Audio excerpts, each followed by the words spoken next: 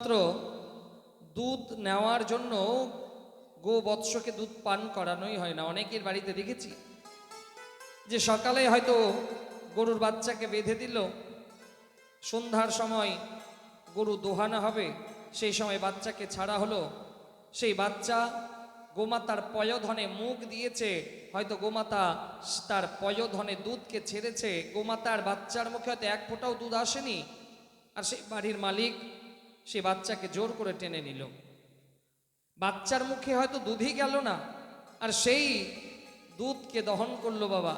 সেটা কিন্তু গোমাতা কখনোই সেটা অমৃত বলে গণ্য করেন না। এই জন্য শৃঙ্গিমুনি বললেন, হে রাজন, গরুকে দহন করতে হবে, বাচ্চাকে ছাড়বেন, বাচ্চা যতটুকু দুধ খাওয়ার ততটুকু খাবে, খাওয়ার পরে তার মুখ দিয়ে যতটুকু খরিতে হবে, বাচ্চার লেজ যখন উপরে আসবে সেই সময় গরুকে দহন করবেন। আর যতটুকু দুধ হোক সেই দুধকে পুড়িয়ে ক্ষীর বানাবেন, আর সেই ক্ষীর যজ্ঞে আহুতি দেওয়া হবে। সেই যজ্ঞের ক্ষীর আমি 3 জন রানীকে দেব। তাই হলো, মহারাজ দশরথ 3333টা গরুকে সেই নিয়মেই দহন করালেন। সেই গোদুগ্ধ ক্ষীর বানানো হলো, সেই ক্ষীর সেই যজ্ঞে আহুতি দেওয়া হলো। শৃঙ্গিমুনি সেই যজ্ঞের প্রসাদকে রাজা দশরথের হাতে দিয়ে বললেন, হে রাজন, আপনি যান আর এই যজ্ঞের প্রসাদ আপনি আপনার রানীদের প্রদান করুন, তাদের সন্তান হবে। মহারাজ দশরথ সেই ক্ষীরকে নিয়ে এলেন। সেই ক্ষীর 3 জন রানীকে দেয়া হলো। 3 জন রানী যেদিন ক্ষীরকে গ্রহণ করলেন সেই দিনই তারা গর্ভ ধারণ করলেন। তাদের গর্ভে সন্তান এলো। 9 মাস পর 3 জন রানীরই সন্তান হলো। প্রথমে রামচন্দ্র, একটু আস্তে, 3 জন রানীর সন্তান হলো। এবার মহারাজ দশরথের 4 পুত্র রাম, লক্ষ্মণ, ভরত, শত্রুঘ্ন, এই 4 সন্তান হলো। এদিকে রামচন্দ্রকে গুরুগৃহে পাঠানো হলো শিক্ষা লাভের জন্য। আগেকার দিনে বাবা গুরুগৃহে যেতে গেলে শাস্ত্রবিদ্যা আর শস্ত্রবিদ্যা দুটোই কিন্তু শেখানো হতো। আগে যখন গুরুপাঠে কেউ যেত, গুরুগৃহে যেত, তাহলে সেই গুরুগৃহে শাস্ত্রবিদ্যা আর শস্ত্রবিদ্যা দুটোই শেখানো হতো। আজকে যেটা খুব বিরল, আমাদের প্রত্যেকটা স্কুল কলেজে বেশিরভাগ শুধুমাত্র আমরা পড়াটাকেই দেখেছি, শস্ত্রবিদ্যা খুব কম। এই জন্য প্রত্যেকটা সন্তানকে শস্ত্রবিদ্যাও শেখানো জরুরি, কারণ আত্মরক্ষার অধিকার সবারই আছে। এই জন্য নিজেদের সন্তানকে গান শেখাচ্ছেন, খুব ভালো কথা, ছবি আঁকা শেখাচ্ছেন, খুব ভালো কথা। আপনাদের নিজের ছেলে মেয়েকে আত্মরক্ষাও শেখান, নাহলে আগামী দিন বড় ভয়ঙ্কর।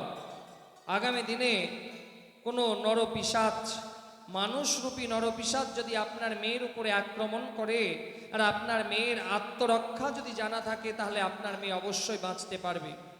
আর না হলে আমাদের চারদিকে যেরকম মানুষরূপী নরপিশাচ ঘুরে বেড়াচ্ছে, এদের থেকে আপনার সেই মেয়েকে বাঁচাতে পারবেন না।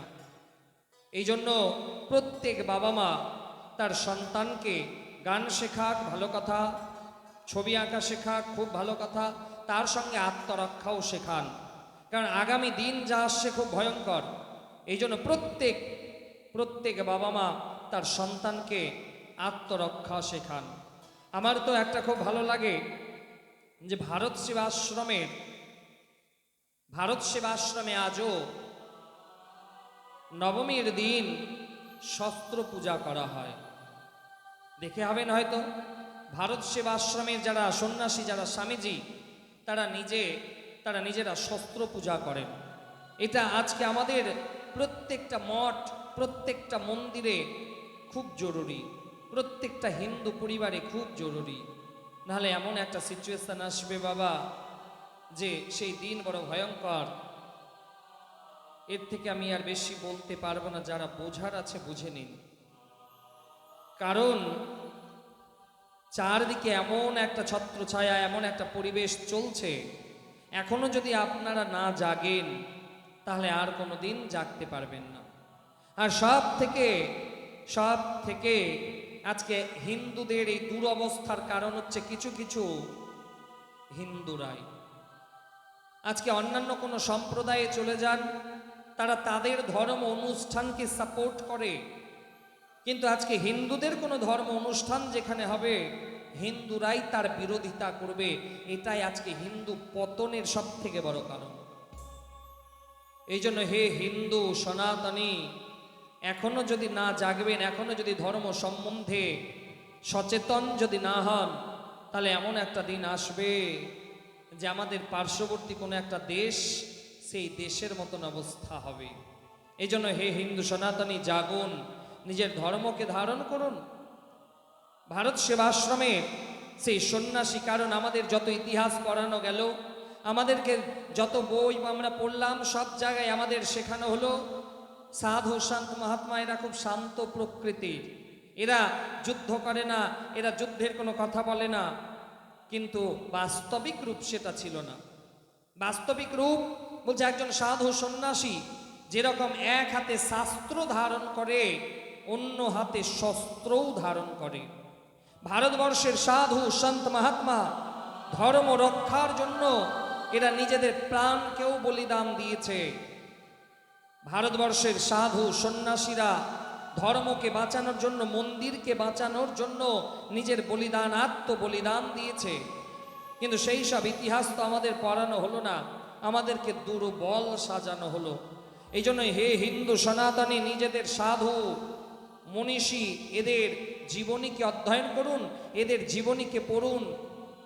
ধন্য সেই ভারত সেবাশ্রমের স্বামীজিরা, যারা আজও এই ভারতবর্ষের ট্র্যাডিশনকে বজায় নিয়ে চলছে। আজও তারা যেরকম শাস্ত্র বিদ্যা লাভ করে, শাস্ত্র পড়ায়, শস্ত্রবিদ্যাও তারা ছাত্রদেরকে শেখায়। আজকে এটা ভারতবর্ষের বুকে অনেক জরুরি। এই জন্য সেই সব মঠ মন্দিরের যে সন্ন্যাসী, তারা একটু দেখুন, শিখুন।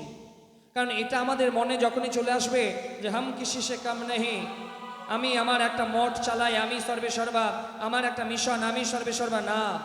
প্রত্যেক হিন্দু সনাতনীরা একজোট হন, প্রত্যেক হিন্দুরা একজোট হন। আর শেখার তো বাবা একটা বাচ্চা থেকেও শেখা যায়, একটা শিশু থেকেও শেখা যায়। এই জন্য সেই ভারত সেবাশ্রমের স্বামীজি থেকে শিখুন যে তারা যেরকম সেবামূলক কাজ করে, তারা যেরকম শাস্ত্র অধ্যয়ন করে, ঠিক তারা সেই রকম শস্ত্রবিদ্যাও করে, তারা শস্ত্রের পূজাও করে। আজকে এটা হিন্দুদের খুব জরুরি। এই জন্য শাস্ত্রবিদ্যা খুব দরকার, শস্ত্রবিদ্যাও জরুরি। তো রামচন্দ্রকে শাস্ত্রবিদ্যা শস্ত্রবিদ্যা দুটোই শেখানো হলো। এদিকে মহারাজ জনক সীতা মায়ের স্বয়ংবর সভা ঘোষণা করেছেন। মাতা সীতা বিবাহ করবেন বলে স্বয়ংবর সভা ঘোষণা করেছেন রাজা। যে সমস্ত পৃথিবীর যত বড় বড় বীর, তাদের কাছে খবর পৌঁছানো হলো যে সবাই আপনারা আসুন, আর যে এই হরধনুকে তুলতে পারবে, হরধনুতে তুমির পরাতে পারবে, আমার কন্যা সীতা তাকেই বরণ করবে, তাকে স্বামী রূপে মান্যতা দেবে।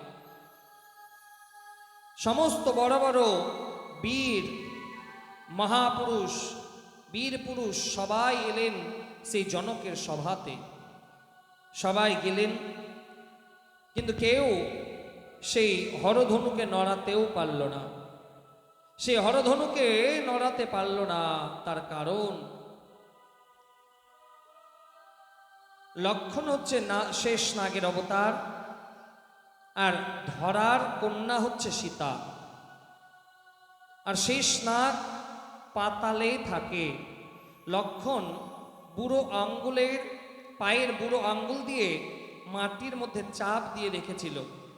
আর ধরা দেবী সেই হরধনুকে নিচের দিকে টানছিল বলে কোনো বীরের ক্ষমতা হলো না সেই হরধনুকে তুলবে। সেই সময় কোনো বীর যখন পারছে না, তখন মহারাজ জনক বলছে, আমার রাজসভাতে কি কোনো বীর পুরুষ নেই? সেখানে লক্ষণ বলছে, হে মহারাজ জনক, আপনি কেমন করে বললেন বীর পুরুষ নেই? সেই সময় গুরুদেব বলল, লক্ষণ তুমি থেমে যাও। গুরুদেব আদেশ দিল, রাম তুমি যাও। যেমনি প্রভু রাম সে হরধনুর কাছে গেল, লক্ষণ নিজের পায়ের বুড়ো আঙ্গুলকে সোজা করলো, মানো সেই ভারকে কমালো। ধরা দেবীও সে হরধনুকে আজকে উন্মুক্ত করলো। আর ভগবান যেমনি হরধনুকে স্পর্শ করলো, সেই হরধনু সেখান থেকে ভগবান তুললেন, তুলে তুনির পরাতে গেল, সে হরধনু ভঙ্গ হলো। মাতা সীতা অত্যন্ত খুশি হলেন।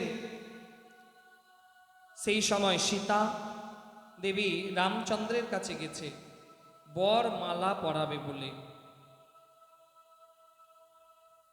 বরমালা পরাবে বলে। এবার রামচন্দ্র হচ্ছে অনেক লম্বা, এবার সীতা দেবী তো আর লাফিয়ে লাফিয়ে বরমালা পরাতে পারে না। আবার ক্ষত্রিয়ের নিয়ম আছে, ক্ষত্রিয়ের নিয়ম আছে যারা কদাপি কারো কাছে মাথা নত করবে না। আর রামচন্দ্র হচ্ছে ক্ষত্রিয় বংশের সন্তান, রামচন্দ্র মাথা নত করবে না। আর সীতা দেবী বরমালা পরাতে পারছেন। সেই সময় সীতা দেবী লক্ষণকে মনে মনে বলল, ভাই তুমি পারো এর কোনো একটা উপায় বের করতে? লক্ষণ বলছে, হ্যাঁ আমি এখনই এর উপায় বের করছি। লক্ষণ গিয়ে প্রভু রামচন্দ্রের পায়ে পড়ে গেল, পা ধরে জড়িয়ে পড়ে গেল পায়ের মধ্যে। তো রামচন্দ্র ভাবছে, কি ব্যাপার, আমার ভাই যে লক্ষণ আমার পায়ে পড়েছে, উঠছে না কেন? তো যখন পায়ে কেউ পড়ে যায় তো সেই ব্যক্তি কি করে, তাকে ধরে উঠাতে সাহায্য করে। তো রামচন্দ্র বলছে, কি ব্যাপার ভাই লক্ষণ, তুমি আজ উঠছো না কেন? লক্ষণ বলছে, দাদা আমি উঠবো না। বলছে, না না ওঠো। যেমনি রামচন্দ্র লক্ষণকে ওঠানোর জন্য মাথা নত করলো, আর সেই সময় সীতা দেবী বরমালা রামচন্দ্রকে পরিয়ে দিল। বিবাহ সম্পন্ন হলো।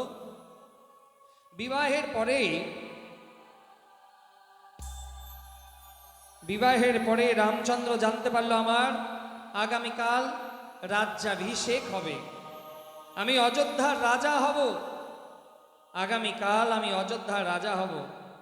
আর সকালবেলায় জানতে পারলো, না আমি অযোধ্যার রাজা হচ্ছি না, আমার তো বনবাস হয়ে গেছে, 14 বছরের বনবাস।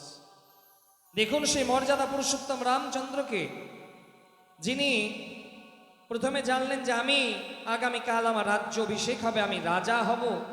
আর সেই মর্যাদা পুরুষোত্তম রামচন্দ্র যখন জানতে পারল যে না আমি রাজা হতে পারছি না, আমার তো বনবাস হয়ে গেল, শুধুমাত্র পিতার আদেশে দশরথ রামচন্দ্রকে বলল, পুত্র তোমার বনবাস।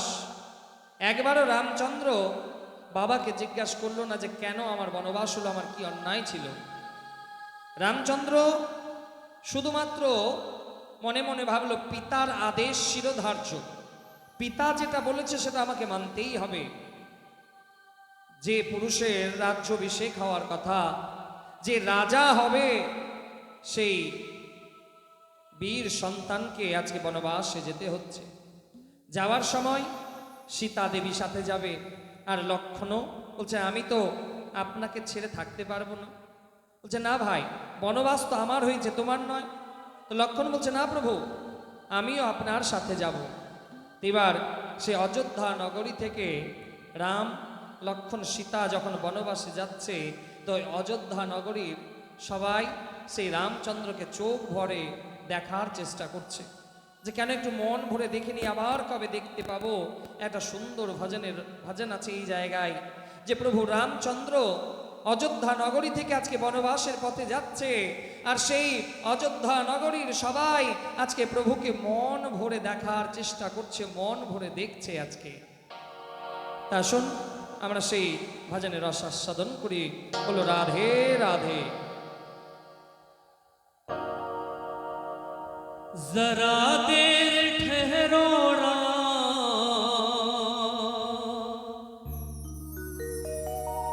जरा देर ठहरो तमन्ना यही है, अभी हम तो जी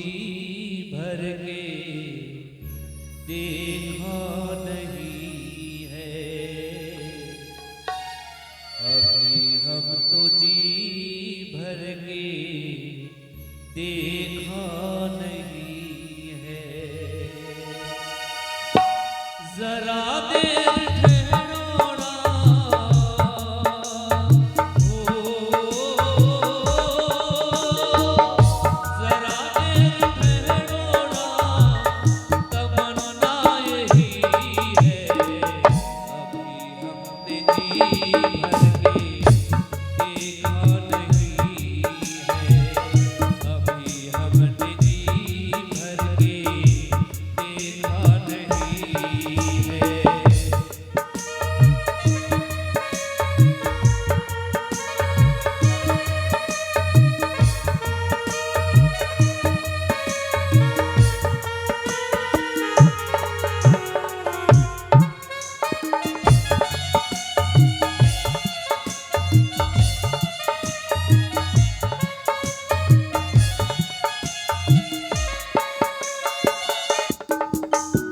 कैसे घरिया जीवन की आई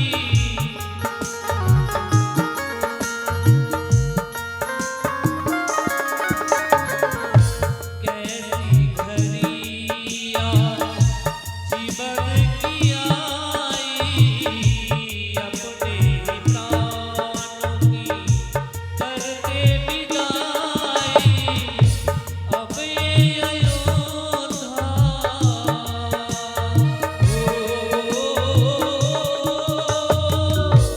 अब ये अयोध्या हमारी नहीं है अभी हमने जी भर के देखा नहीं है अभी हमने जी भर के देखा नहीं है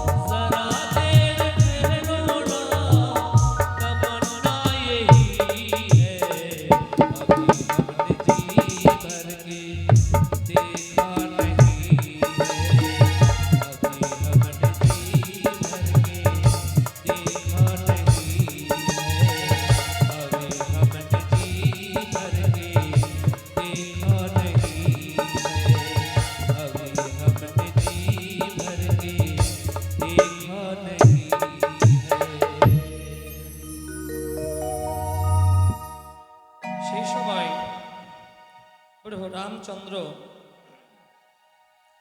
অযোধ্যা নগরী থেকে বেরোলেন। মা কৌশল্যার চোখ দিয়ে চোখাশ্রু নির্গত হতে লাগলো। আজকে কৌশল্যা কাঁদছে, আর তার সামনের দিক দিয়ে রামচন্দ্র বেরোচ্ছে শুধুমাত্র পিতার আদেশ রক্ষার্থে। সে অযোধ্যাবাসী আজকে প্রভুর সেই স্ত্রী বিগ্রহকে দেখছে, মন ভরে প্রাণ ভরে দেখছে। আবার কেউ কেউ বলছে যে না প্রভু, আপনি যান, আর বিলম্ব করবেন না, কারণ এটা তো আপনারই লীলা। সেই অযোধ্যাবাসী আজকে মনে মনে ভাবছে যে আমাদের অযোধ্যা থেকে আমাদের সেই প্রভু বিদায় নিচ্ছে। সেই অযোধ্যা থেকে প্রভু রামচন্দ্র বনবাসে গেলেন। সেই বনবাসে সীতা দেবীর হরণ হলো। রাবণ অশোক বাটিকাতে নিয়ে গেল। সেখানে হনুমানজির সঙ্গে সেই জঙ্গলের মধ্যে রামের সাক্ষাৎ। এবার সীতা উদ্ধারের জন্য সেতু নির্মাণ করা হবে। সেই সময় নল, নীর এরা বড় বড় পাথর রাম নাম লেখে আর সেই সমুদ্রের জলের মধ্যে ভাসিয়ে দেয়। সেই সময় রামচন্দ্র মনে মনে ভাবছে যে আমার জন্য নর আর নীর এত পরিশ্রম করছে, আমিও এদের সঙ্গে একটু সাহায্য করি। প্রভু রামচন্দ্র নিজে একটা পাথর নিলেন আর সেই পাথরকে নিয়ে সমুদ্রের জলের মধ্যে ছাড়লেন। প্রভু রামচন্দ্র যখন সেই পাথরকে ছাড়লেন, সেই পাথর ডুবে গেল। তো নল আর নীর বলছে, প্রভু আপনি বসুন। রামচন্দ্র বলছে, হে নল, হে নীল, তোমরা পাথর দিচ্ছ, পাথর ছাড়ছো, পাথর ভেসে যাচ্ছে, আর আমি যখন পাথরটাকে ছাড়লাম সেই পাথরটা ডুবে গেল কেন? নর আর নীর বলছে, হে প্রভু, আমরা যখন পাথর ছাড়ছি সেই পাথরে আপনার রাম নাম লেখে সেই পাথরকে ছাড়ছি। আর রাম নামের এত মহিমা যে একবার রাম নাম লেখা, একবার রাম নামকে যা ধারণ করে প্রভু, এই জগতে তো তাকে কেউ ডুবোতে পারে না। এই জন্য যখন আমরা পাথরকে ছাড়ছি প্রভু, সেই পাথরের গায়ে আপনার নাম রাম নাম লেখে সেই পাথরকে ছাড়ছি। আর একবার রাম নামের সাহারা যে নিয়ে নেয়, একবার যে রাম নামকে ধরে নেয়, তাকে তো পৃথিবীর কোনো জল ডুবোতে পারে না, তাই সেই পাথরগুলো ভাসছে প্রভু। আর আপনি পাথর ছাড়লেন প্রভু, আপনি নিজের হাতে যাকে ত্যাগ করে দেন, আপনি নিজের হাত থেকে যাকে ছেড়ে দেন, তার ক্ষমতা আছে প্রভু ভেসে থাকার, তাকে তো ডুবতেই হবে। আপনি যাকে ত্যাগ করে দেন তার ক্ষমতা নাই ভেসে থাকার। এই জন্য প্রভু আপনার হাতের পাথর ডুবে গেল, আর আমাদের হাতে রাম নাম লেখা পাথর ভেসে যায় প্রভু। সেখানে ছিল একটা কাঠ বিড়ালি। তো সেই কাঠ বিড়ালি মনে মনে ভাবলো, আমিও আমার প্রভুর সেবাতে নিজেকে নিযুক্ত করব। সেই ছোট্ট কাঠবিড়ালি মুখের মধ্যে ছোট ছোট কাঁকড় নিয়ে আসে, আর সেই সেতুর মধ্যে যেখানে গর্ত থাকে সেই জায়গায় দেয়। তো নল আর নীল সেই বিড়ালিকে দেখে খুব হাসছে, বলছে, আমরা এত বড় বড় পাথর ফেলে এই সেতু নির্মাণ করছি, আর কাঠবিড়ালি তুমি তোমার ওই ছোট্ট মুখে এই কাঁকড় নিয়ে আসছো। কাঠবিড়ালি বলছে, জানো ভগবান আমাকে যতটুকু ক্ষমতা দিয়েছে, আমাকে যতটুকু সামর্থ্য দিয়েছে, আমি ততটুকু আমার চেষ্টা করছি। আগামী ইতিহাস যখন লেখা হবে, আগামী ইতিহাস যেদিন বলা হবে, আগামী ভবিষ্যৎ তারা যেন বলে যে প্রভু রাম সেতুতে কাঠ বিড়ালিও নিজের অংশ মতন সাহায্য করেছে। আগামী ইতিহাস যেন না বলে যে কাঠ বিড়ালি শুধু দেখে গেছে, সাহায্য করেনি। আগামী ইতিহাস যেন বলে যে প্রভুর সেতু নির্মাণে কাঠবিড়ালি নিজের ক্ষমতা অনুযায়ী সাহায্য করেছে। আর জানো নল নীর, তোমরা তো বড় বড় পাথর দিচ্ছ, আর সেই পাথরের মধ্যে যে ফাঁক থেকে যায়, আমি সেই ফাঁকটাকে সেই অপূর্ণ জায়গাকে পূর্ণ করি, যেন আমার প্রভুর পায়ে কোনো কষ্ট না হয়, আমার প্রভুর পায়ে যেন কোনো আঘাত না লাগে। সেই আমি অপূর্ণ জায়গাটাকে পূর্ণ করার চেষ্টা করেছি আমার ক্ষমতা অনুযায়ী।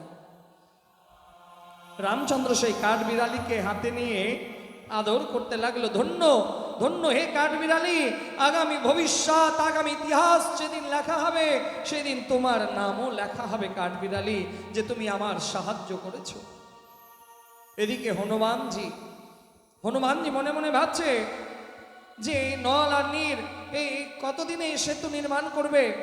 আমি যাব হিমালয় পর্বত থেকে একটা বিশাল পর্বত শৃঙ্গের মধ্যে একটা পর্বতকে নিয়ে আসব, আর সেই পর্বত এই সমুদ্রের মধ্যে রেখে দেব, আমার প্রভুর যাওয়ার রাস্তা হয়ে যাবে। হনুমানজি গেল হিমালয় পর্বতে। হিমালয় পর্বত রাজকে কি বলছে, হে হিমালয় পর্বত, হে হিমালয় রাজ, কে আপনি? আমি প্রভু রামের সেবক, আমি প্রভু রামের সেবক। কেন এসেছেন? আমার মা সীতা দেবীকে রাবণ হরণ করে নিয়ে গেছে,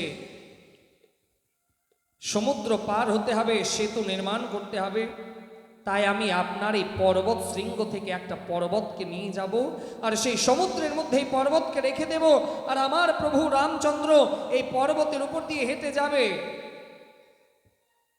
হিমালয় পর্বত বললে তো আমার পরম সৌভাগ্য যে আমার পর্বতের পাদদেশে প্রভুর চরণ চিহ্ন পড়বে, তো আমার জীবন ধন্য।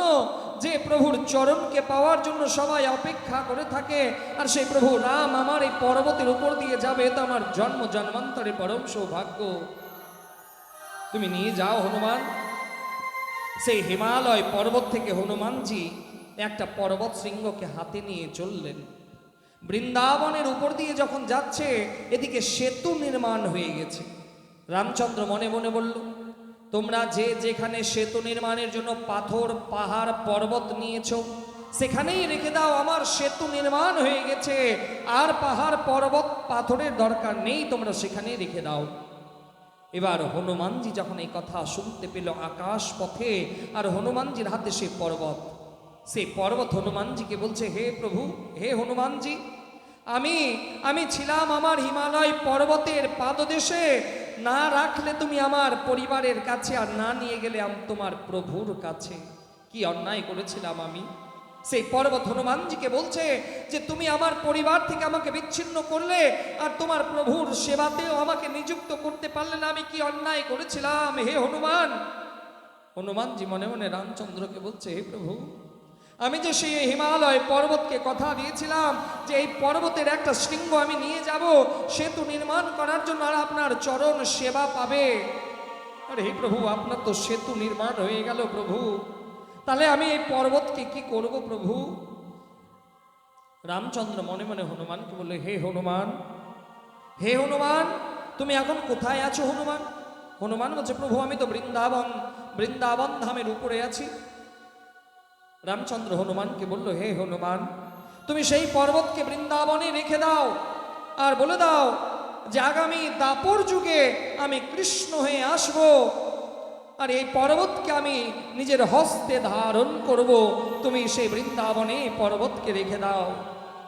হনুমান সেই পর্বতকে বলছে, হে পর্বতরাজ, ত্রেতা যুগে তুমি আমার প্রভুর চরণ সেবা পেলে না, দাপর যুগে যখন আমার প্রভু কৃষ্ণ হয়ে আসবে, তখন তোমাকে নিজ হস্তে ধারণ করবে, আর সমস্ত ব্রজবাসী তোমার মধ্যে ঠাঁই নেবে, এ তো তোমার পরম সৌভাগ্য।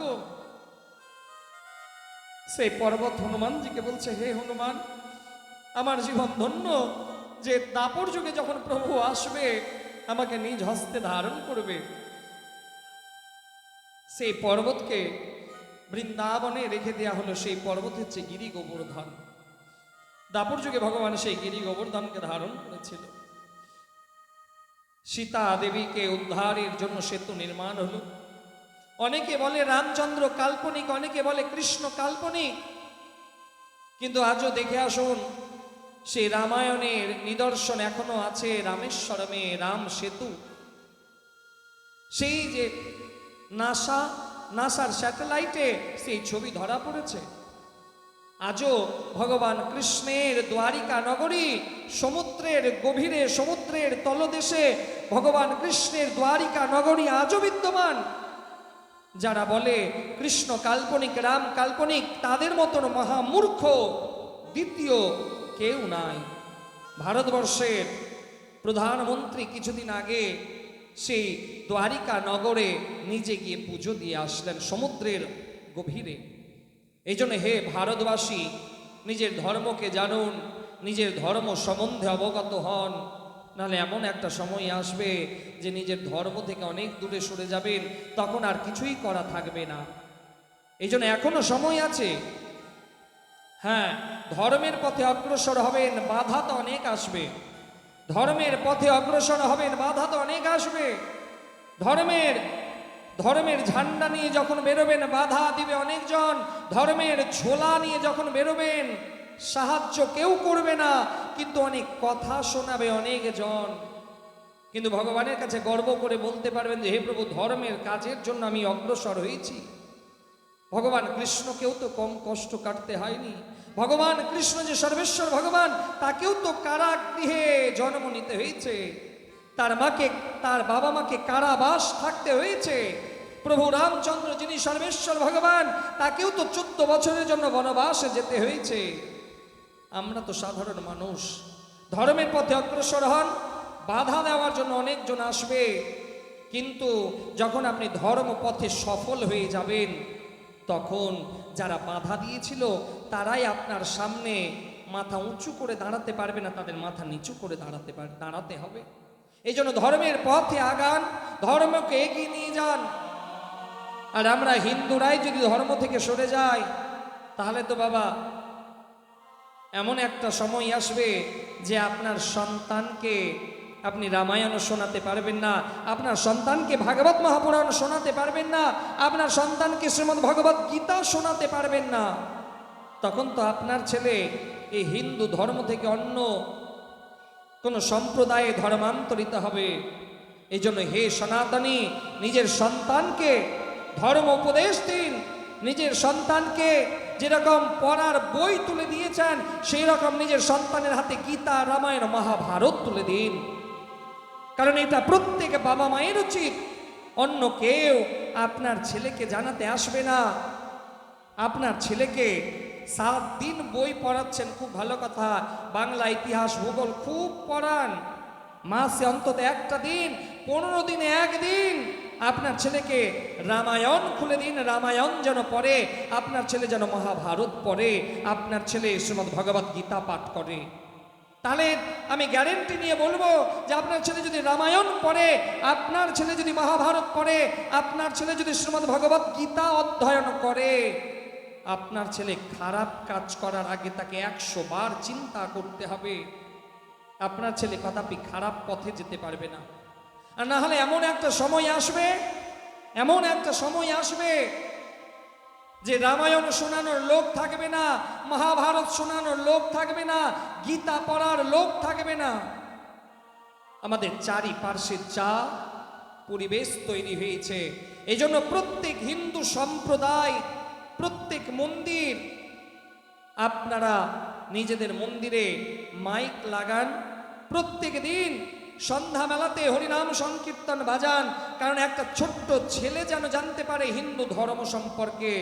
আর না হলে আপনার ছেলে যেদিন বড় হবে হিন্দু ধর্ম সম্পর্কে জানতে পারবে না, সেদিন কি হবে আপনার সন্তানের? ওই কেরালা স্টোরি সিনেমা দেখবেন, তাহলে বুঝতে পারবেন কি অবস্থা। দ্য কেরালা স্টোরি কিছুদিন আগে বেরিয়েছিল না, অনেকে হয়তো দেখেছেন। এই জন্য নিজেদের সন্তানকে হিন্দু ধর্ম সম্বন্ধে জানান। সেই সিনেমাতে খুব ভালো একটা কথা ছিল যে হিন্দু সম্প্রদায়ের একটা ছেলে তার বাবা মাকে জিজ্ঞেস করছে, বাবা মা, আমাদের হিন্দু সম্প্রদায়ে, হিন্দু ধর্মে কি বলা হয়েছে? কারণ তার বাবা মা শুধুমাত্র ছেলেকে লেখাপড়া করিয়েছে, কিন্তু কেউ নিজের ধর্ম সম্বন্ধে জানাতে পারেনি। সেই ছেলে যেদিন বাবা মাকে জিজ্ঞেস করছে যে হিন্দু ধর্ম কি, সেদিন তার বাবা মাও তাকে উত্তর দিতে পারছে না। এই জন্য এখনো সময় আছে, নিজেদের সন্তানের হাতে শ্রীমদ্ ভগবত গীতা তুলে দিন, নিজেদের সন্তানের হাতে রামায়ণ তুলে দিন, যেন আপনার ছেলে রামকে অধ্যয়ন করে, আপনার ছেলে শ্রীকৃষ্ণকে অধ্যয়ন করে। না হলে খুব মুশকিল হবে, এমন একটা সময় আসবে। এই জন্য হে হিন্দু সনাতনী, ধর্মকে এগিয়ে নিয়ে যেতে হবে। যতই ঝড় তুফান বাধা আসুক না কেন, ধর্মকে এগিয়ে নিয়ে যান। যেদিন ভগবান কৃষ্ণকে কংসের কারাগৃহ থেকে বসুদেব মাথায় করে নিয়ে যাচ্ছে, বা সেদিন অনেক ঝড় তুফান এসেছিল, কিন্তু কেউ ঝড় তুফান ভগবানের রাস্তাকে আটকাতে পেরেছিল? কংসের সেই লোহ কপাট ভগবানের রাস্তাকে আটকাতে পেরেছিল? আটকাতে পারেনি। এই জন্য ধর্মকে নিয়ে এগিয়ে চলুন। সমাজে দুর্যোধন, দুঃশাসন, শিশুপালের মতো লোক থাকবে, কিন্তু মনে রাখবেন আবার এই সমাজে ভগবান কৃষ্ণের মতন, অর্জুনের মতন লোকও আছে, ভগবান কৃষ্ণের মতন মানুষও আছে যারা ধর্মকে এগিয়ে নিয়ে যাওয়ার চেষ্টা করবে। এই জন্য ধর্মকে এগিয়ে নিয়ে যেতে হবে। ধর্ম রক্ষতি রক্ষিতাহা, ধর্মকে যদি আপনি রক্ষা করেন তাহলে সেই ধর্ম আপনাকে রক্ষা করবে। আর ধর্ম থেকে যদি দূরে সরে যাবেন, সেই দিন আপনার বিনাশ অবশ্যম্ভাবী। এই জন্য ধর্মকে ধারণ করুন, ধর্মের পথে অগ্রসর হন, ধর্মের পথকে ধারণ করুন। সীতা দেবীকে সেই রাবণের অশোক বাটিকা থেকে সীতা দেবীকে উদ্ধার করা হলো, রাবণকে বধ করা হলো। যে রাবণকে বধ করা রামের সম্ভবপর হচ্ছিল না। বিভীষণ বলল, হে প্রভু, রাবণকে এমনি আপনি মারতে পারবেন না, রাবণ এত মহাবীর, রাবণের মতন বীর বড় দুষ্কর।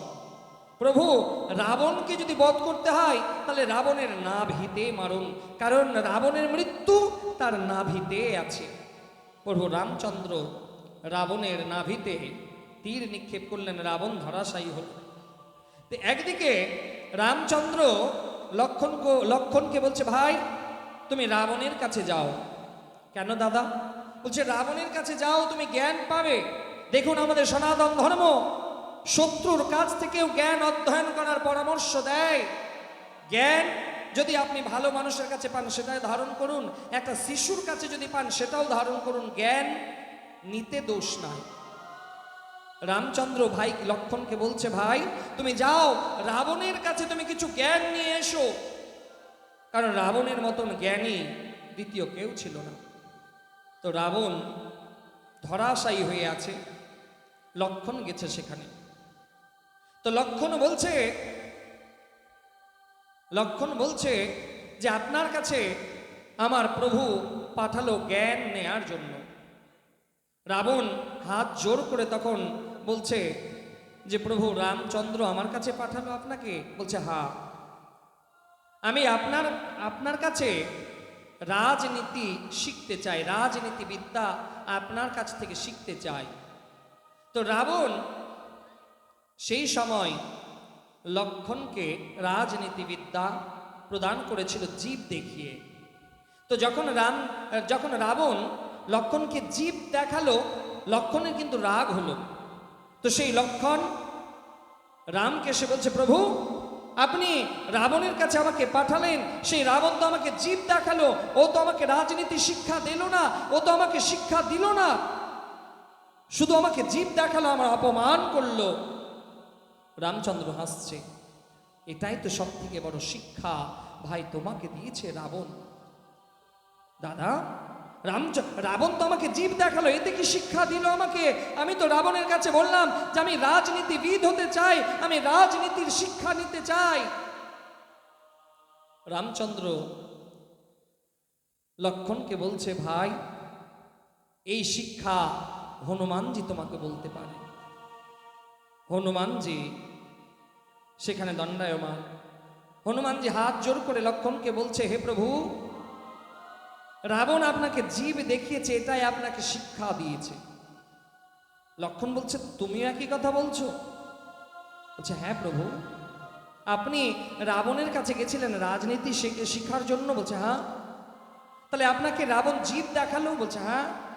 বলছে, এটাই তো বলতে চাইলো যে রাজনীতিতে আসতে গেলে নিজের জীবকে কন্ট্রোল করতে হবে, নিজের জীবকে সংবরত করতে হবে, কোথায় কি বলতে হয়। যারা রাজনীতিবিদ হয় আগে প্রথম তাদের শিখতে হবে নিজের বাক্যকে কন্ট্রোল করা, নিজের কথাকে কন্ট্রোল করা। একটা যদি ভুল কথা মুখ দিয়ে বেরিয়ে যায় তাহলে তার রাজনৈতিক জীবনের সর্বনাশ হয়ে যায়। আর রাবণ আজকে লক্ষণকে নিজের জীব দেখিয়ে বলল যে রাজনীতিতে আসতে গেলে, হে লক্ষণ, রাজনীতিবিদ্যা শিখতে গেলে আগে নিজের বাক্যকে কন্ট্রোল করতে হবে, নিজের কথা বলার ধরনকে কন্ট্রোল করতে হবে। নিজের কথাকে যদি কন্ট্রোল করতে পারো তাহলে তুমি সব থেকে বড় রাজনীতিবিদ হতে পারবে। লক্ষণ তখন হাত জোর করে প্রভু রামকে বলছে, সত্যি প্রভু, সত্যি রাবণকে যে অগাধ জ্ঞানী বলা হয়, রাবণকে যে জ্ঞানী বলা হয়, এমনি এমনি জ্ঞানী বলা হয় না। সেই লক্ষণ রাবণের কাছ থেকে বিদ্যা গ্রহণ করলো। রাবণ এবার বলছে, জানো প্রভু রাম আমাকে বধ করতে পারতো না। জানো কেন? কেন প্রভু রাম আমাকে বধ করতে সফল হলো? কেন মহারাজ? কারণ বিপদের সময় আমার ভাই আমার পাশে ছিল না। আর রামের জয় হলো কেন জানো? যে রামের বিপদের সময় তার ভাই তার পাশে ছিল। এই জন্য প্রত্যেক ভাইদের কাছে নিবেদন, দাদার যখন বিপদ আসবে সেই দাদার বিপদে পাশে দাঁড়ান। রাবণের ভাই বিভীষণ রাবণের বিপদের সময় তাকে ত্যাগ করে চলে গেছিল, আর রামের ভাই লক্ষণ রামের বিপদের সময়, বনবাসের সময় রামকে ছাড়েনি। এই জন্য আজকে রামের ভাই রামের পাশে ছিল বলে আজকে রাম সফল হলো, আর রাবণের ভাই রাবণের পাশে ছিল না বলে আজকে রাবণ অসফল হলো। এই জন্য ভাই কখনোই যেন দাদার সঙ্গ না ছাড়ে। এই রামায়ণ থেকে এই শিক্ষাগুলো আমরা পাই। এই জন্য নিজের ছেলে মেয়েকে রামায়ণের শিক্ষা প্রদান করুন। রামচন্দ্রকে মর্যাদা পুরুষোত্তম বলা হয়, যিনি সমস্ত মর্যাদাকে ধারণ করে আছেন। এমনি এমনি তাকে মর্যাদা পুরুষোত্তম বলা হয়নি। কিন্তু আজকে সেই রামকে আমরা পড়ব না, আজকে রামের আদর্শকে আমরা মানব না। আমরা সিনেমার নায়ক নায়িকাকে নিজেদের জীবনের আইডল বানাবো, নিজের সিনেমার নায়ক নায়িকাকে নিজের আদর্শ বানাবো, তাহলে তো আমাদের বিনাশ হবে। কারণ এই বড় বড় সিনেমার নায়ক নায়িকারা এরা নিজেদের অস্তিত্বের জন্য, নিজেদের স্বার্থের জন্য আপনার পরিবারে ধ্বংস করাতে পারে। এদের একটু দেরি হবে না। কারণ আজকে বড় বড় সেই নায়ক নায়িকা, বড় বড় ক্রিকেটার, তারা বলছে জুয়া খেলো। আজকে আপনার ঘরে, আমার ঘরে, সবার ঘরে আজকে মোবাইলেও জুয়া খেলার পরামর্শ দিচ্ছে তারা। আজকে আমরা যাকে হিরো বানিয়েছি সেই হিরো টিভির অ্যাডভার্টাইজে এসে বলছে গুটকা খাও। তাহলে বুঝুন, আমরা যাকে হিরো বানিয়েছি সেই হিরো আজকে আমাদের পরিবারে জুয়া খেলতে শিখিয়ে দিল। আজকে আমরা যাদেরকে হিরো বানালাম তারা আজকে আমাদের ছেলে মেয়েকে গুটকা খাওয়ানোর পরামর্শ দিচ্ছে। তাহলে হে সনাতনী, কোথায় আমরা সেভ আছি, কোথায় আমরা ভালো আছি? আজকে কোনো টিভির অ্যাডভার্টাইজে তো বলা হয় না, আজকে কোথাও বলা হয় না যে তোমার ছেলেকে রামায়ণ পড়াও, তোমার ছেলেকে গীতা পাঠ করাও। একটাও কোনো হিরো এসে বলবে না যে আপনার ছেলেকে রামায়ণ শিক্ষা দিন। কিন্তু টিভি সিরিয়ালে, টিভি অ্যাডভার্টাইজে দেখানো হবে আপনার ছেলেকে জুয়া খেলান, আপনার ছেলেকে গুটকা খাওয়ান। হে সনাতনী, নিজেকে জাগুন, নিজেদের ধর্ম সম্বন্ধে সচেতন হন, নাহলে সেই দিন বড় ভয়ঙ্কর যে আবার আমরা অন্যের হাতে শাসিত হব না। তো এই অন্যের হাতে আমরা আবার শাসিত হওয়ার দিকেই অগ্রসর হচ্ছি।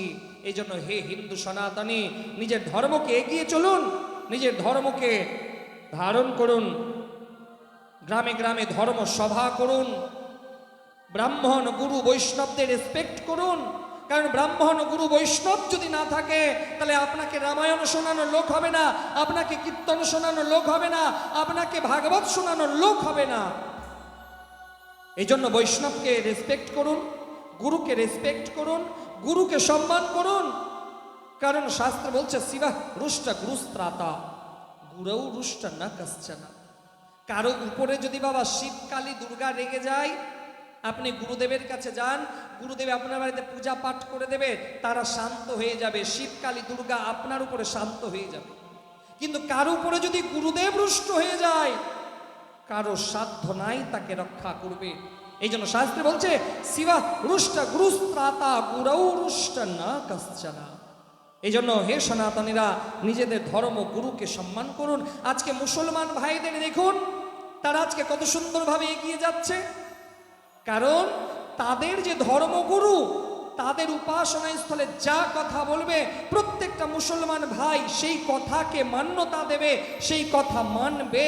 তাই আজকে দেখুন মুসলমান ভাইদের অগ্রগতি। কিন্তু আজকে হিন্দুদের কোনো গুরু যদি কোনো একটা কথা বলে, হিন্দুরাই তার বিরোধিতা করবে, হিন্দুরাই তাকে দেখে হাসাহাসি করবে। তাই আজকে হিন্দুদের এই পতনের কারণ আমরা নিজেই। এই জন্য নিজেদের ধর্মগুরুকে শ্রদ্ধা করুন, কারণ ভগবান যে এত সুন্দর, সেই ভগবান, এই সুন্দর ভগবানের কথা একমাত্র গুরু ব্রাহ্মণের মুখ থেকেই শোনা যাবে, অন্য কোথাও নয়। এই জন্য খুব সুন্দর একটা ভজন আছে, সেই ভজনের রসাস্বাদন করুন, তারপরে আমরা কথাকে এগিয়ে নিয়ে যাব। বলো রাধে রাধে।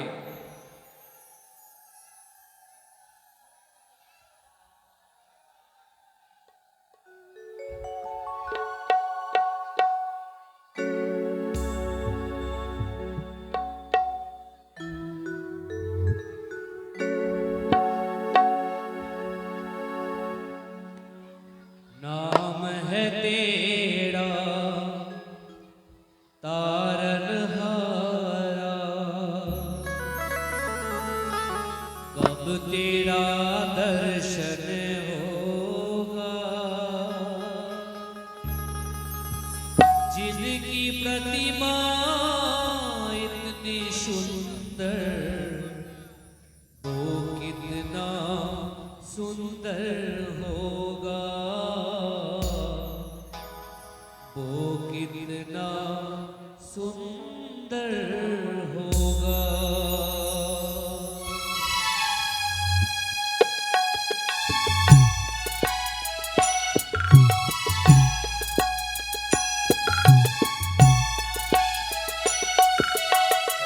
नाम है तेरा तारनहारा, कब तेरा दर्शन होगा। जिनकी प्रतिमा इतनी सुंदर, तू कितना सुंदर होगा, वो कितना सुंदर होगा। नाम है तेरा तारनहारा।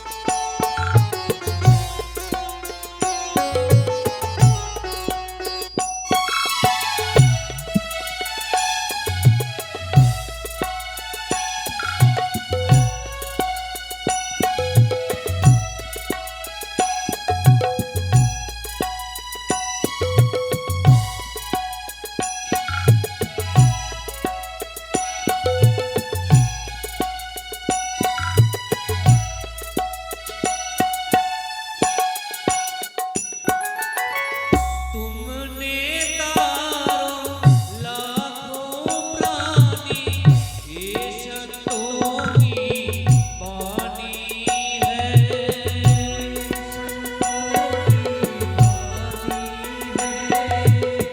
तेरी छवि पर ओ मेरे भगवन, ये दुनिया दीवानी है।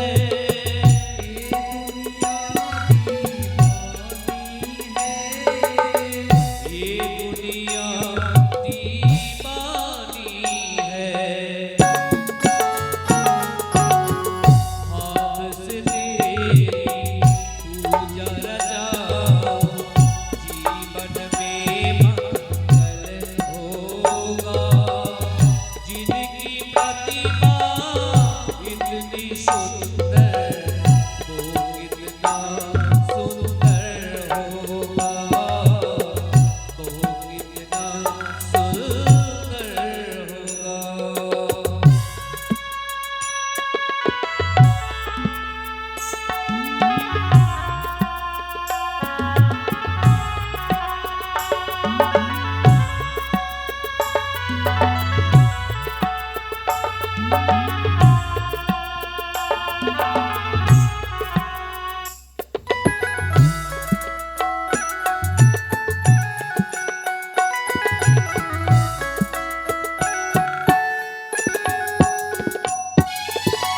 सुरवर मुनिवर जिनके चरण में इस दिन शीश झुकाते हैं,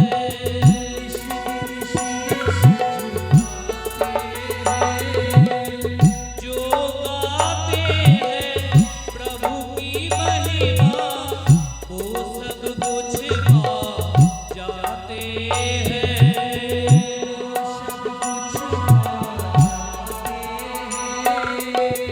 वो सब कुछ पा जाते हैं। अपने कष्ट मिटाने को तेरे चरणों का वंदन होगा। जिनकी प्रतिमा इतनी सुंदर, वो कितना सुंदर होगा, वो कितना सुंदर होगा। नाम है तेरा तारनहारा, कब तेरा दर्शन होगा। जिनकी प्रतिमा इतनी सुंदर, वो कितना सुंदर होगा, वो कितना सुंदर होगा।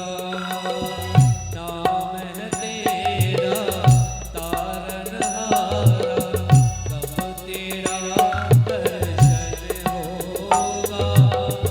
जिनकी प्रतिमा इतनी सुंदर, वो कितना सुंदर होगा, वो कितना सुंदर होगा, वो कितना सुंदर होगा। बोलिए भक्तवत्सल भगवान की जय। এবার সেই রাম প্রসঙ্গকে প্রণাম করে আমরা আজকের কথাতে প্রবেশ করি যে গতকালকে আপনারা সবাই ভগবানের সেই নন্দ উৎসব পর্যন্ত গেছিলেন। এবার আমরা নন্দ উৎসবের পরের কথাগুলো আজকের আস্বাদন করব।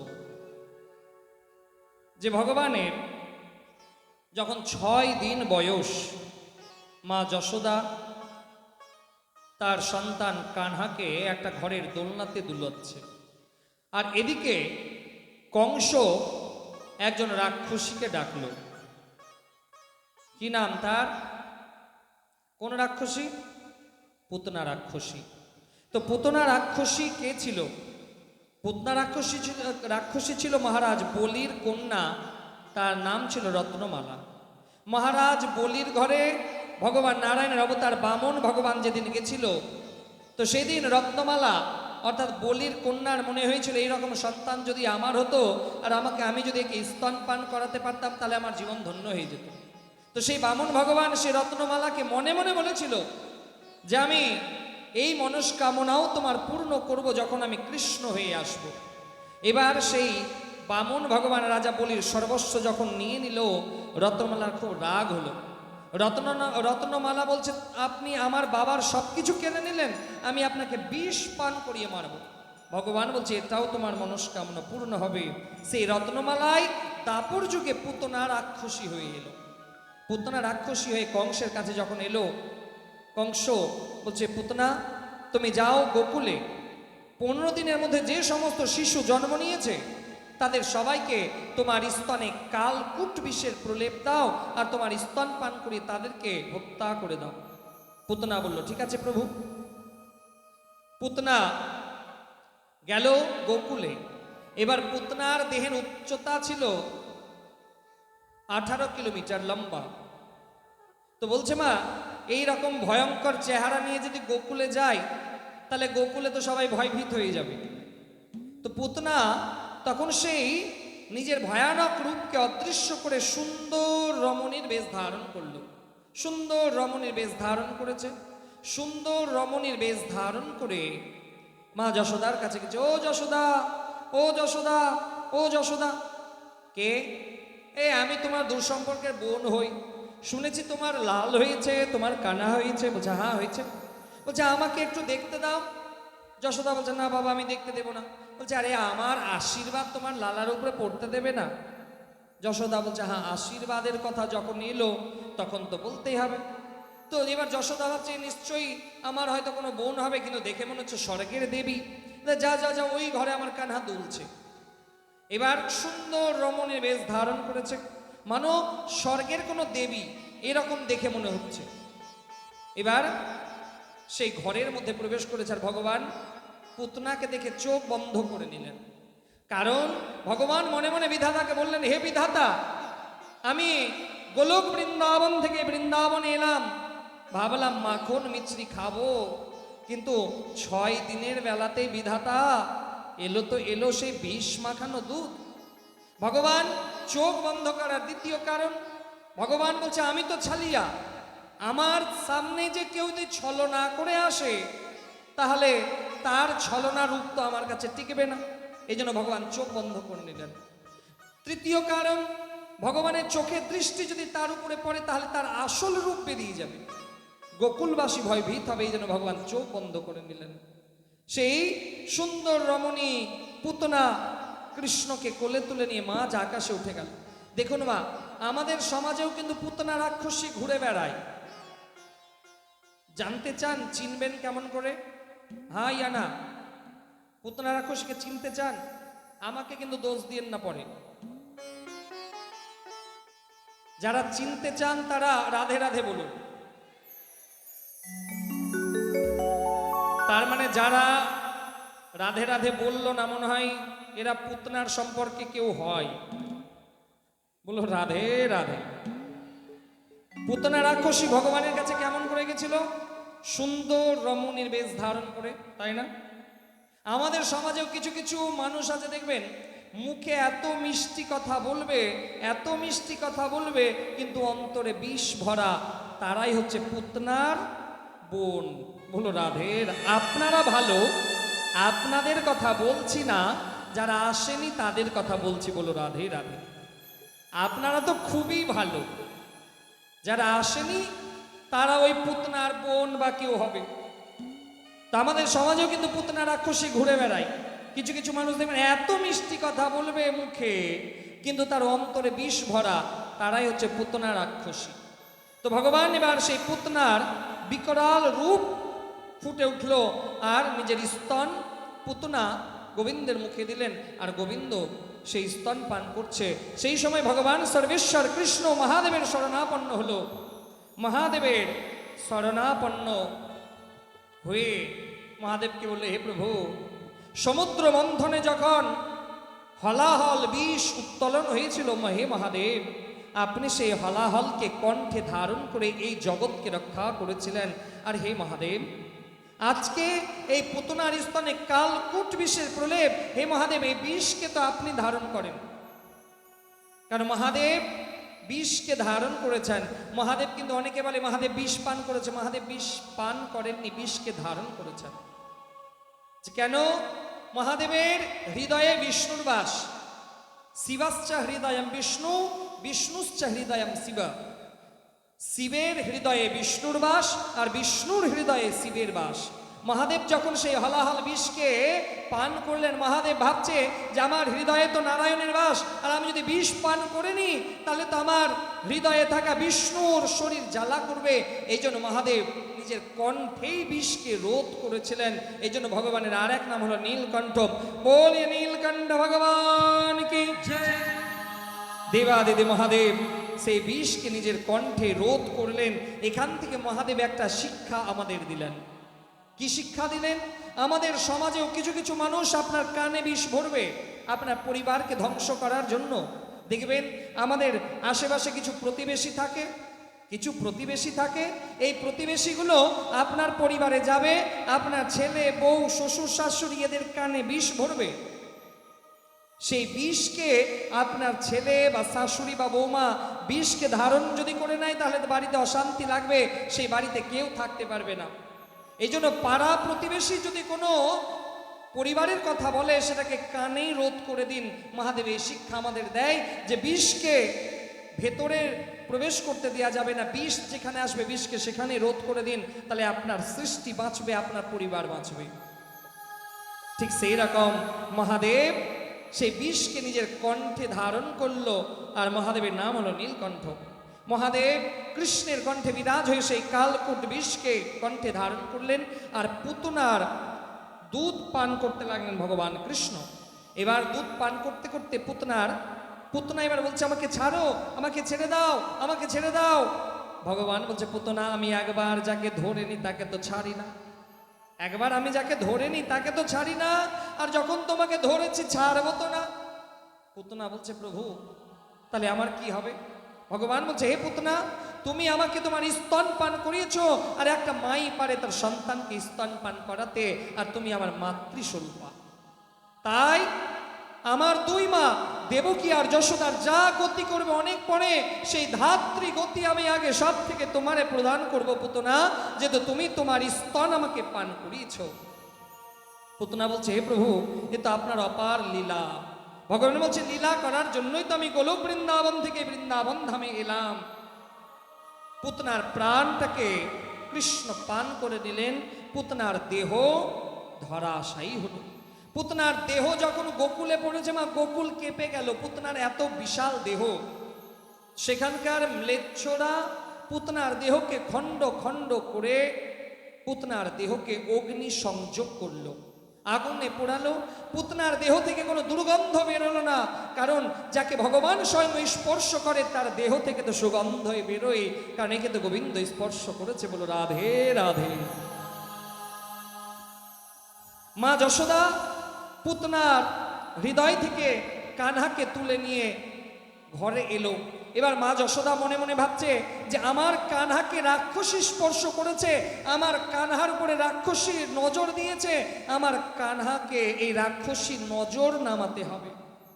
মা যশোদা গোয়াল ঘরে গেল, গোমূত্র দিয়ে কৃষ্ণকে স্নান করালো। ভাগবত মহাপুরাণে বলা হয়েছে যে মা যশোদা নিজে গোমূত্র দিয়ে গোবিন্দকে স্নান করালো। এই জন্য তো শাস্ত্রে গোমাতাকে মা বলে সম্বোধন করা হয়েছে। এই জন্য সনাতন ধর্মে গরুকে মা বলে সম্বোধন করেছে। কিন্তু আমরা মানুষ নিজেকে শ্রেষ্ঠ মনে করলাম, তাই না মা? মানুষ সর্বশ্রেষ্ঠ। তোমা গোমাতার মূত্র দিয়ে ভগবানের অভিষেক হয়, হ্যাঁ ইয়া না? কিন্তু কোনো মানুষের মূত্র দিয়ে ভগবানের অভিষেক করা যায়?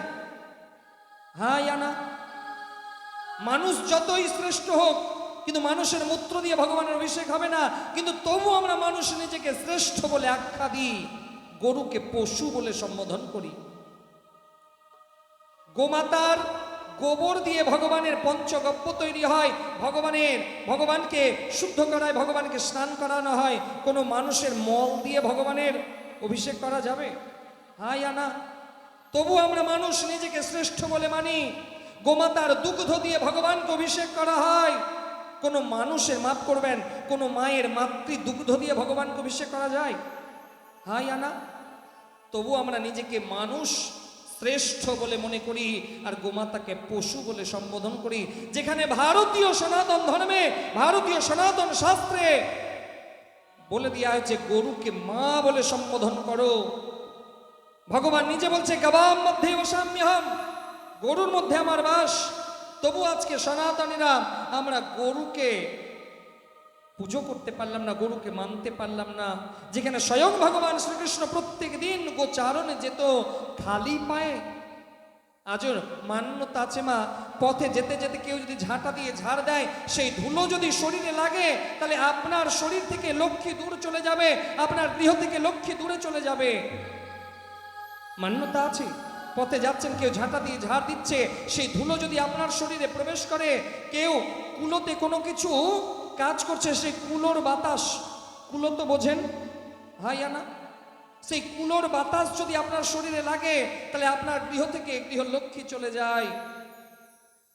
একমাত্র গোমাতা যখন দৌড়তে দৌড়তে আসে, গরুর পায়ের যে খুলি, গরুর পায়ের যে ধুলি, যাকে গো ধুলি বলা হয়, সেই ধুলো যদি শরীরে লাগে, মানে সমস্ত তীর্থ স্নান করার সৌভাগ্য হয়ে যায় গোমাতার পদ ধুলি আমাদের শরীরে লাগলে। তবু আমরা গরুকে মান্যতা দেব না, তবু আমরা গরুকে কেউ খাওয়াবো না। শাস্ত্রে বলছে মা, বলছে প্রত্যেক দিন কেউ যদি গোমাতাকে সেবা করে, গোমাতাকে ভোজন করায়, তাহলে সেটা তার ভগবত সেবা হয়ে যায়। এই জন্য প্রত্যেক দিন গোমাতাকে সেবা করুন, প্রত্যেক দিন গোমাতার আরতি করুন, গোমাতাকে আরতি করুন, গোমাতাকে পুজো করুন। দেখবেন আপনার গৃহে সমস্ত দেব দেবতার আগমন ঘটবে, কোনো সন্দেহ নাই। এমনকি শাস্ত্রে বলছে মা, জীবনে কোনোদিন যদি সংযোগ হয়, সারা পৃথিবী পরিক্রমার ফল যদি কেউ পেতে চান, সারা পৃথিবী পরিক্রমার করার ফল কেউ যদি পেতে চান, তাহলে জীবনে একবার দ্বিমুখী গরুর পরিক্রমা করবেন। দ্বিমুখী গরুর পরিক্রমা যদি কেউ করে, তাহলে সমস্ত পৃথিবী পরিক্রমা করার ফল সে পায়। মহারাজ, দ্বিমুখী গরু কেমন? বলছে গোমাতা যখন সন্তানকে জন্ম দেয়, গোমাতার সন্তান যখন মুখটা বের করে, সেই মুখ আর গোমাতার মুখ একে দ্বিমুখী গৌ বলে। এই দ্বিমুখী গরুর পরিক্রমা যদি কেউ করতে পারে, তাহলে সারা পৃথিবী পরিক্রমা করার ফল পায়। এই জন্য বাড়িতে গোমাতার পরিক্রমা করুন, গোমাতার সেবা করুন। বলো রাধে রাধে। এদিকে ভগবান পুতনাকে উদ্ধার করলেন। এবার ভগবানের নামকরণ লীলা হবে। যে নাম ভগবানের এবার নামকরণ লীলা, কারণ আজকে ওই স্ত্রীনাবর্ত সকটাসুর এই অসুরদের কথা শুনবো না, আমরা শুধু আজকে ভক্তির কথা শ্রবণ করব। কারণ ভাগবত তো একদিন, 2 দিন, 3 দিনে না, 7 দিন লাগে। এই 7 দিনের মধ্যে আমরা 3 দিন সময় পেয়েছি, 3 দিনে যতটুকু আলোচনা ততটুকুই করব। তো এবার ভগবানের নামকরণ হবে। আর সেই জায়গায় গর্গ মুনি, গর্গ পুরোহিত সেই গোকুলে এলেন নন্দ বাবার সঙ্গে সাক্ষাৎ করার জন্য। তো নন্দ বাবা সেখানে গর্গমুনিকে বলছে যে আপনি যখন এসেই গেছেন, তাহলে আপনি আমার এই সন্তানের নামকরণ করে দিন। সেই মুনি, গর্গমুনি বলছে যে না না মহারাজ, আমি হলাম যদু বংশের পুরোহিত, আর আমি যদি আপনার সন্তানের নামকরণ করি, তাহলে তো বংশের কাছে খবর পৌঁছে যাবে। না বাবা, আমি নামকরণ করব না। এবার নন্দ বাবা বলছে যে দেখুন, ব্রাহ্মণ জন্মনা যায়তে গুরু, ব্রাহ্মণ জন্ম থেকে গুরু। ব্রাহ্মণ যদি ইচ্ছা করে দীক্ষা প্রদান করতে পারে, জন্মনা যায়তে গুরু। আর আপনি তো সেই ব্রাহ্মণ, ফলে আপনি যখন এসেছেন, আপনি আমার এই 2 সন্তানের নামকরণ করুন, এটাই আমার ইচ্ছে। তখন গর্গমুনি বলছে ঠিক আছে। তো নন্দ বাবা এই রাজসভাতে, এই নন্দ ভবনে এই 2 সন্তানের নামকরণ করব না। তখন ভগবান কৃষ্ণ আর বলরামকে নিয়ে যাওয়া হলো গোয়াল ঘরে। গোয়াল ঘরে যখন নিয়ে যাওয়া হলো, সেই জায়গায় গর্গমুনি ধ্যান করে দেখলেন যে তো সাধারণ কোনো বালক নয়, এ তো সর্বেশ্বর পরমাত্মা। আকর্ষণেতি কৃষ্ণঃ, যিনি ব্যক্তি বর্গকে আকর্ষণ করেন তিনি সর্বেশ্বর বাসুদেব কৃষ্ণ। এর নাম হবে কৃষ্ণ। কৃষ্ণের ছবির দিকে যদি কেউ তাকায় মা, দেখবেন যেন কৃষ্ণ আমাকে আকর্ষণ করছে। আকর্ষণেতি কৃষ্ণঃ। আর যার শরীরে অধিক বল, তার নাম হবে বলরাম। 2 সন্তানের নামকরণ হলো, গর্গমুনি নামকরণ করলেন। এবার ভগবান হামাগুড়ি দিতে শিখেছে, হামাগুড়ি দিতে শিখেছে। এবার হামাগুড়ি দিতে দিতে মা যশোদা একদিন বসে আছে, আর মা যশোদা নন্দ বাবার গৃহে 9 লক্ষ ধেনু, 9 লক্ষ গোমাতা বিরাজমান ছিল সেই নন্দ ভবনে। তো এবার 9 লক্ষ ধেনু, 9 লাখ গরু, সেই গরুর দধি দুগ্ধ মন্থন করে মাখন বানায়। তো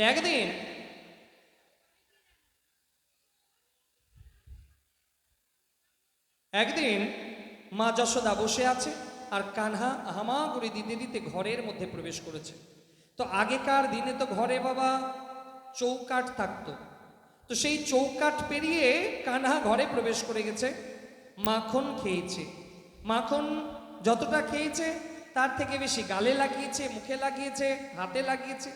এবার সেই হামাগুড়ি দিতে দিতে কানহা ঘর থেকে বেরোবে, চৌকাটে যেমনি এলো, চৌকাটে তার কোটি দেশ কোমর কিন্তু লেগে গেল, যে অর্ধেকটা এপার অর্ধেকটা ওপার।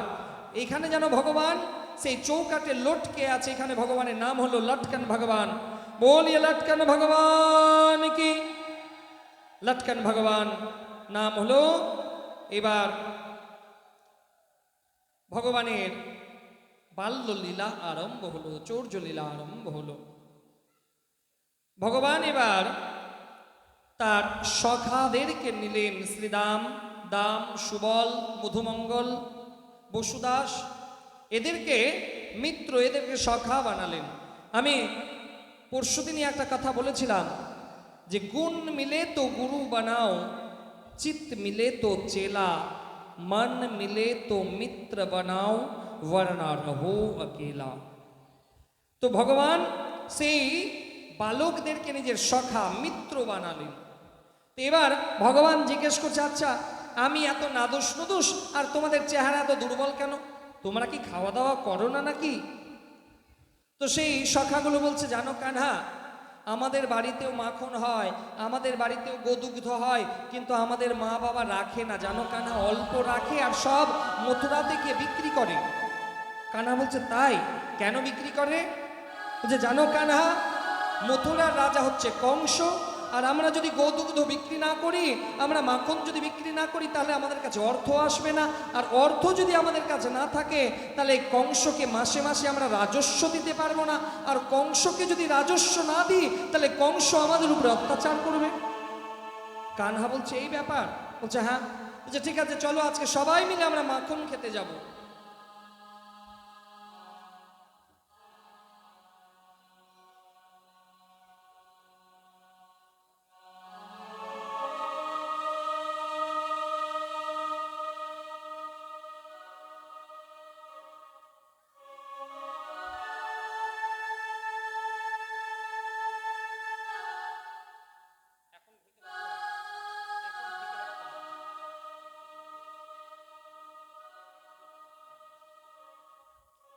এবার আপনারা বসে যান। তো ভগবান এবার সখাদেরকে বলছে, চলো আজকে আমরা সবাই মিলে মাখন খেতে যাব। এবার শ্রীদাম, সুদাম, মধুমঙ্গল সবাই মিলে কানহার সঙ্গে গেল গোপিনীদের ঘরে। সেই দিন গোপিনীরা মাখন তৈরি করে তারা স্নানে গেছিল। এবার একসঙ্গে অনেক মাখনের পাত্রকে তারা সাজিয়ে রেখেছিল যে মাখন বিক্রি করবে। এদিকে কানহা দলবল নিয়ে গেছে, আর সেখান থেকে মাখনগুলো বন্ধুদেরকে খাওয়ালো, বানরকে খাওয়ালো, নিজেও খেলো। এবার যখন সেই গোপিনীরা ঘরে ফিরে এসেছে, গোপিনীরা যখন ঘরে ফিরে এসেছে, তার সখাগুলোকে ভগবান বলল, তোমরা চলে যাও, আমি একাই থাকবো। সেই সখাগুলো আড়াল হয়ে গেল। এবার গোপিনী যখন ঘরে এসে দেখছে যে সব তো লন্ডভন্ড হয়ে গেছে, মাখন খেয়ে নিয়েছে, গোপিনী বলছে, হাই রাম, এ কি করলে? এ কানহা, তুমি কি করছো তুমি এসব? কানহা বলছে, ও গোপিনী, তোমরা এত পচা পচা মাখন বানাও যে গন্ধ লাগে। গোপিনীরা দাঁড়িয়ে আছে আর ওই মাখনের পাত্র তোলে, গন্ধ না, দুর্গন্ধ, এই মাখন খায় নাকি? আর গোপিনীদের সামনে ধপাস করে মাখনের পাত্রকে ভেঙে দেয়। এরকম করে মাখনের পাত্র যখন ভাঙছে, গোপীনা বলছে, রাম রাম রাম রাম, দাঁড়াও দাঁড়াও দাঁড়াও, এ মাটির পাত্র ভেঙো না, এ তো আমার অনেক পুরনো মাটির পাত্র, এ আমার শাশুড়ির আমলের মাটির পাত্র, একে ভেঙো না। যারা অনেক পুরনো মানুষ তারা দেখবেন এরা ওই পুরনো বাসন যদি ফেটেও যায় তবু ত্যাগ করে না। তো গোপিনী বলছে, এ তো আমার শাশুড়ির আমলের মটকা, একে একে ভাঙো না, একে ছেড়ে দাও, একে ছেড়ে দাও। কানহা তার সামনে নেয় আর ধপাস করে ভেঙে দেয়। কানহা এবার দ্বিতীয় ভাণ্ড নিয়েছে। এবার গোপিনী বলছে, দাঁড়ো দাঁড়ো কানহা, এ আমার দাদি শাশুড়ির আমলের মটকা, একে ভেঙো না, একে ভেঙো না। কানহা আবার গন্ধ নেয়, বলে, এত পচা মাখন কেউ খায়? ধপাস করে ভেঙে দিল। কিছু কিছু আছে মানুষ দেখবেন, এরা কিন্তু এই পুরনো, যারা পুরনো বাসন, অনেক মা কিন্তু এর মায়া ত্যাগ করে না। তো ঠিক সেই সময় গোপীনা বলছে আমাদের অনেক পুরনো শাশুড়ির আমলের, এ আমার দিদা শাশুড়ির আমলে, একে ছেড়ে না, একে ভাঙো না। আর কানহা ধপাস ধপাস করে সব ভাঙে। এবার কানহা গোপিনীদের বলে এত পচা কেউ মাখন বানায়, একদম দুর্গন্ধ বেরোচ্ছে। কানহা সেদিন চলে গেল। গোপিনীদের মনের মধ্যে খুব তারা দুঃখ করতে লাগলো যে নন্দের দুলাল, নন্দের লাল আমাদের বাড়িতে এলো, আর আমাদের পুরনো আমলের সেই আমাদের শাশুড়ি, তার শাশুড়ির আমলের যত মটকা ছিল সব ভেঙে দিল। গোপিনা বলছে আচ্ছা ঠিক আছে, বাচ্চা মানুষ করেইছে থাক। পরের দিন গোপিনের আবার মাখন তৈরি করেছে। মাখন তৈরি করে এবার নিচে কিন্তু মাখন রাখেনি, মাখন সিকা, সিকা তো বোঝেন, হ্যাঁ ইয়া না? তো শিকার মধ্যে মাখন টাঙিয়ে রেখেছে। এবার শ্রীরাম, সুবল, মধুমঙ্গল সবাই মিলে কানহাকে নিয়ে একত্রিত হয়েছে। কানহা বলছে আজকে ওই গোপিনীর বাড়িতে যাব, ওই গোপিনীর বাড়িতে যাবো আজকে মাখন খাওয়ার জন্য। এবার গোপিনীর বাড়িতে যখন মাখন খেতে গেছে মধুমঙ্গল, শ্রীরাম, বসুদেব এরা সবাই বলছে কানহা আজকে মাখন আর খাওয়া হবে না। কানহা বলছে কেন? দেখো দেখো দেখো, আমাদের ভয়ে গোপিনীরা মাখনগুলোকে উপরে টাঙিয়ে রেখেছে। কানহা বলছে দাঁড়াও, আমি যখন এসেছি মাখন তো খাবো। কানহা বলছে তোমরা গোল করে দাঁড়াও। সেই শাখাগুলো নিচে গোল করে দাঁড়ালো, সেই গোলের উপরে গোল, আবার তার উপরে রং করতে করতে সব থেকে উপরে কানহা গেল। কানহা বাম হাতে শিকা ধরলো, ডান হাতে মাখন বের করে সখাদেরকে দেয়, বন্ধুদেরকে দেয়, তারাও নিজেদের মধ্যে খাচ্ছে। ময়ূরকে দেয়, বানরকে ডাকে, বানরকে খাওয়াচ্ছে। বানরকে খাওয়ানোর সময় মনে মনে বলছে ত্রেতা যুগে আমি বনবাসে ছিলাম, তোমরা আমাকে অনেক সাহায্য করেছো, তখন আমার কাছে দেওয়ার মতন খাওয়ানোর মতন কিছু ছিল না। আজকে দাপর যুগে তোমরা মাখন খাও। আজকে সেই বাঁদরগুলো আনন্দে গোবিন্দের হাত থেকে মাখন দিয়ে আসে, মাখনগুলো খাচ্ছে, সবাই খাচ্ছে। এবার গোপিনীরা যখন সেই ঘরে এসেছে, গোপিনীরা যখন সেই ঘরে এসে ও রাম রাম রাম রাম রাম, এবার যেমনি গোপিনীরা ঢুকেছে, যারা গোল করে দাঁড়িয়েছিল তারা আর কেউ থাকবে মা? তারা এবার কেউ জানলা দিয়ে ছুটছে, কেউ দরজা দিয়ে পালাচ্ছে। এবার সবাই নিচে যতজন ছিল সবাই পালিয়ে গেল, কিন্তু শিকার ধরে কানহা লটকে গেল। এবার গোপিনীরা বলছে দেখ, নন্দের দুলালের চোখের দিকে খবরদার তাকাবি না। নন্দের বেটার দিকে যদি কেউ চোখের দিকে তাকিয়েছিস তাহলে কিন্তু হয়েছে। কারণ নন্দের দুলালের চোখে এমন একটা জাদু আছে, ওর চোখের দিকে যে তাকাবে ওর প্রেমে পড়ে যাবে, খবরদার ওর চোখের দিকে তাকাস না। গোপিনীরা নিজেদের মধ্যে বলাবলি করছে, বলছে ঠিক আছে তাকাবো না, সবাই মাথা নিচু করে আছে। এবার কানহা তো লটকাচ্ছে। কানহা বলছে ও গোপিনী আমাদের নামাও, আমাকে নামাও গো, আমাকে নামাও। এবার না দেখে গোবিন্দকে নামালো। এবার গোপিনী বলছে এমনি হবে না, একে বাঁধতে হবে, একে বাঁধতে হবে, বেঁধে রাখতে হবে। এবার বাঁধার জন্য তো দড়ি লাগবে। এবার কানহাকে বাঁধতে যায়। এবার চোখের দিকে তো তাকাচ্ছে না, এবার মাটির নিচের দিকে তাকিয়ে তাকিয়ে বাঁধতে গেলে যা হয়, একবার প্রদক্ষিণ করে একটা গিট দেয়, কানহা সেই গিট খুলে দেয়। দ্বিতীয় প্রদক্ষিণ আবার দ্বিতীয় গিট খুলে দেয়, তৃতীয় প্রদক্ষিণ আবার গিট খুলে দেয়। কানহা বলছে ধুর, এইভাবে কেউ বাঁধে নাকি? তোমরা তো বাঁধতেও জানো না, জানো বাঁধার জন্য গুরু লাগে গো। গোপিনী বলছে তাই? বলছে হ্যাঁ। বলছে তোমরা এক কাজ করো, তোমরা আমাকে গুরু বানাও, আগে কেমন করে বাঁধতে হয় আগে শিখে নাও, কেমন করে বাঁধতে হয় শিখে নাও, তারপরে আমাকে বাঁধবে। গোপিনী বলছে হ্যাঁ হ্যাঁ হ্যাঁ হ্যাঁ, এটা তো ভালো কথা বলেছে, তাহলে আমাদেরকে আগে কানহা শিখাক যে কেমন করে বাঁধতে হয়। তো গোপিনীরা এক জায়গায় দাঁড় হলো, কানহা সেই দড়ি নিয়ে একবার প্রদক্ষিণ হয়ে একটা গিট মারলো। গোপিনী এইভাবে প্রদক্ষিণ করে গিট মারবে তাহলে বাঁধতে পারবে। বলছে হ্যাঁ হ্যাঁ বুঝতে পারলাম। দ্বিতীয় ভাবে আবার গিট মারলো, তৃতীয় ভাবে গোপিনীদেরকে বেঁধে দিল। গোপিনী বলছে হ্যাঁ এইবার তো আমরা শিখে গেলাম কেমন করে বাঁধতে হয়, তাহলে কানহা এবার আমাদের খুলে দাও, আমরা এইভাবেই তোমাকে বাঁধবো। কানহা বলছে আচ্ছা বাবা, আমি তোমাদেরকে বেঁধেছি খোলার জন্য, আমি তো তোমাদেরকে খুলবো না, তোমরা থাকো এখানে বাঁধা। গোপিনী বলছে এই বলেছিলাম না, নন্দের বেটার দিকে যে তাকাবে সেই ফাঁসবে, হলো রাধে রাধে। কানহা সেই দিন বাড়ি চলে এলো। এইবার গোপিনী বলছে, দেখ এমনি করে গোবিন্দ কানহাকে বাঁধা যাবে না। এবার গোপিনীরা যশোদাকে নালিশ করতে এসছে। যশোদাকে নালিশ করতে এসছে। কি নালিশ? জানো যশোদা, তোমার কানহা আমাদের মাখনের ভাণ্ডগুলো ভেঙে দেয়, মটকাগুলো ভেঙে দেয়, আমাদের ঘরে গলি গলি দিয়ে আমাদের ঘরে চলে যায়। চোরেরা যেটা করে দেখবেন, চোরেরা কখনো সামনের দরজা দিয়ে ঢোকে না, গলি দিয়ে ঢোকে। তো জানো কানহা, জানো যশোদা, তোমার কানহা যায় গলি গলি দিয়ে যায়। কোনটা দিয়ে যে যায় আমরা নিজেও বুঝতে পারি না, গলি গলি দিয়ে যায় আর আমাদের ঘরে যায়, মাখনগুলো খায়, মাখনের ভাণ্ডগুলো ভেঙে দেয়। জানো যশোদা, সেটা হয় তোমার কানহা এত নাটখাট যে কোন ডাক দিয়ে যে বানরকে ডাকে, আর একসঙ্গে অনেক বানর চলে আসে আমাদের ঘরে, আর সেই বানরগুলোও আনন্দে মাখন খায়। যশোদা বলছে আমি মানবো না। গোপিনী বলছে আমরা নিজের চোখে দেখেছি।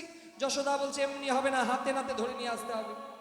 তো গোপিনীরা যশোদাকে নালিশ করছে। এখানে খুব সুন্দর একটা ভাজন আছে, এই ভাজনের রস আস্বাদন করুন, তারপরে কথাকে আমরা এগিয়ে নিয়ে যাব। বলো রাধে রাধে, বলি ভক্তবৎসল ভগবান কি। सारे मटकी का माखन बिखेर गयो रे, सारे मटकी का माखन बिखेर गयो रे, यशोदा तेरा लाला किधर गयो रे, यशोदा तेरा लाला किधर गयो रे।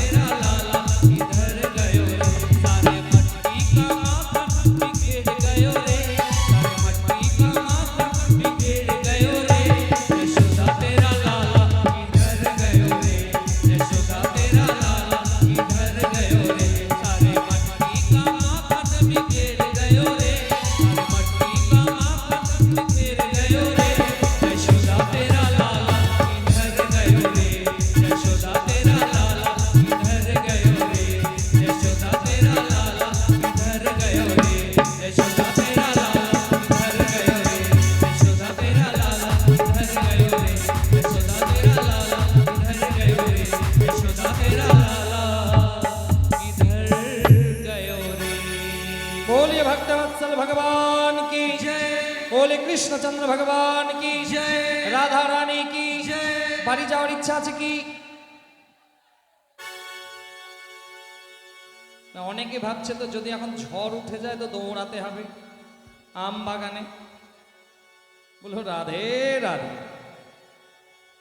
এদিকে যশোদা বলছে না না এমনি এমনি মানবো না, যদি আমার কানহাকে হাতে নাতে ধরে নিয়ে আসতে পারো তাহলে মানবো যে আমার কানহা তোমাদের বাড়িতে যায় মাখন চুরি করতে। গোপীরা বললে আচ্ছা বেশ, তার এরপরে যাক ধরে নিয়ে আসবো।